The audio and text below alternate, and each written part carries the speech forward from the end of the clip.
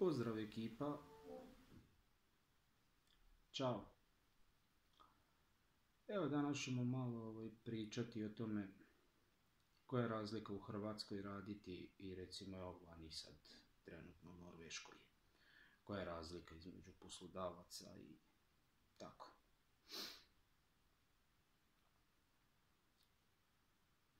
Pa recimo da krenemo od toga, razlika je jako velika. Recimo, u Hrvatskoj sam radio 9-10 sati, a plaća je bila onaka kakva je bila, mala jebiga. Dok ovdje recimo radi se 7,5 sati, znači 7,5 sati radiš, pola sata pauza jedna i još se ima jedna pauza kad se krene raditi, odradi se 2,5 sata, onda se ima prva pauza 10 minuta, 15 minuta. To je ko pije kavu, ko puši, ima prostor gdje se puši, gdje se pije kava, znači na primjer kad se dođe ujutro na posao, odradi se 2,5 sata, znači to je negdje, šta ja znam, od pola 9 pauza do 15 do 9 je pauza za kavu, za palit ko puši i tako. To je prva pauza, onda druga pauza je 11, onda se ide jest i tako, to je pol sata. Znači, razlika je, ovdje se radi 7,5 sati, pauza se ne računa normalno, ova mala, računa se 7,5 sati plaćeno, znači pauza nije plaćena. Ali što je razlika? Za 7,5 sati, znači 5 dana u tjednu odradi se, subota, nedjelja normalno, vikend je slobodan, obavezno, ne radi se. Znači svaku nedjelju 5 dana se odradi, to je po 7,5 sati po danu. I recimo razlika je u tome što je plaća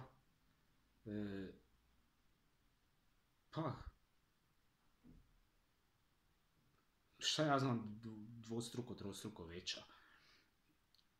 Čak i četvorostruko je veća ovdje plaća nego recimo u Hrvatskoj. U Hrvatskoj radiš po 9-10 sati, a dobiješ plaću.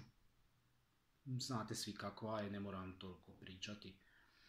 Dobro, ne kažem za Osijek, Zagreb, Split, Rijeka, Dubrovnik, tako ti veći gradovi, Zadar. Ovdje su ok plaće, dobre. Recimo ljudi u Slavoniji koji su, oni imaju, male plaće, premale, a ljudi rade po 9 sati i 10. A imaju male plaće, minimalac, sramota da se tako prema radnicima odnose. Sramota za Hrvatsku, za jednu tako lijepu državu, uređenu. Sramota da država dopušta da se poslodavci, privatnici tako iživljavaju na radnicima. Dok je to razlika ovdje vani je, mi odradimo po 7,5 sati, znači, ali plaća je odlična. Tako da, plaća je super. Normalno ima tu i troškova. Znači što se tiče plaće, to je ok. Ne radi se puno, plaća je ok. Možete se pisati ako hoćete još veću plaću, da imate, ne znam, da radite 12-ke. Ovdje preferiraju 12-ke, recimo nema 10 sati ili tako nešto. Ili 7,5. Ili ako se pišete da imate veću plaću, jedan mjesec, ako vam treba nešto, radite, ne znam, u tom mjesecu par 12 opalite i znatno se vidi na plaći, puno je veća. Tako da, dobre su plaće, ne mogu reći. Ovdje je smještaj drugačiji nego kod nas. Kod nas recimo smještaj stana, kuće nisu skupi, jeftini su jako kod nas. Dobro, u usporedu sa plaćama. U većim gradovima normalno, ok. Ovdje se recimo, što je razlika, kod nas se plaća stan, najam, i onda uz to ti ide još i režije plaćaš. Dok je ovdje solucija, svi većinom gledaju u stanarinu ti uračunaju otprilike i režije. Što recimo ne sviđa se čovjeku, jer pošto si na poslu, ako sam živiš u stanu, ne potrošiš puno, znaš. A recimo, oni uračunaju stan, recimo, stan platiš nekih, šta ja znam, 400 eura, 450, zavisi kako je namješten i kako šta, i u kojem je dijelu grada. Ali tu su uračunate i režije, znači gazde dobro zarade, ali se ne potroši puno režija kad si sam, kad si na poslu, i onda ok, oni zarade na tome. To je jedino ono što je drugačije nego od nas. Da kad se plaća najam stana, tu je uračunate i režije. Tako da nemate nikakve obaveza, ne znam, pisat brojila, tipa vodu, pisat plin, struju, sve ono. Ništa to ne morate, tu se plati sve i nemate niš brige, to gazda vodi. Tako da je, to je ok. Ne morate razmišljati o nečem. Tako da recimo, eto, stanovi su otprilike 400 eura, 450.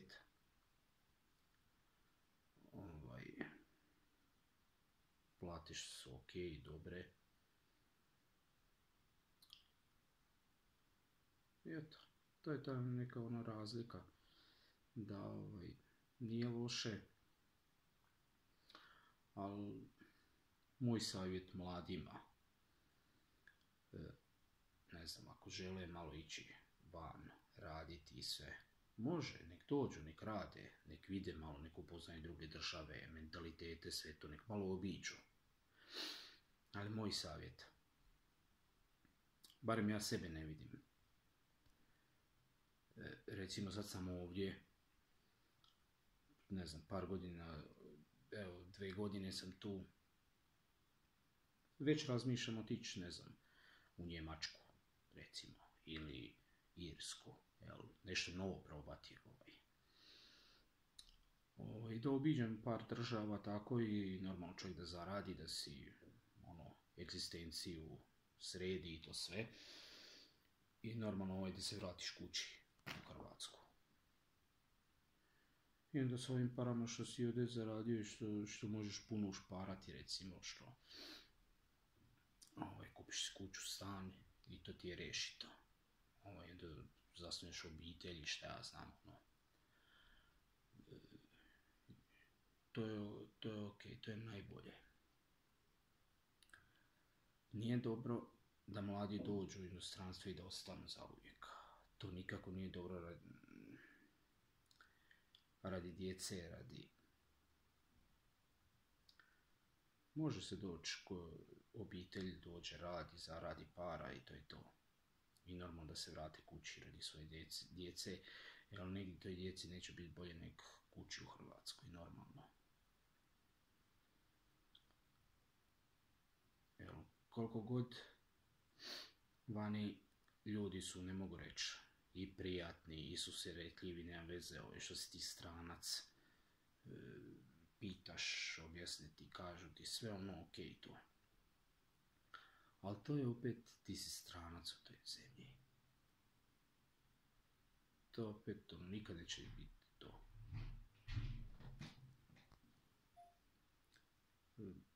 Eto, to bi bilo od mene sve, to je ukratko ono, za sad.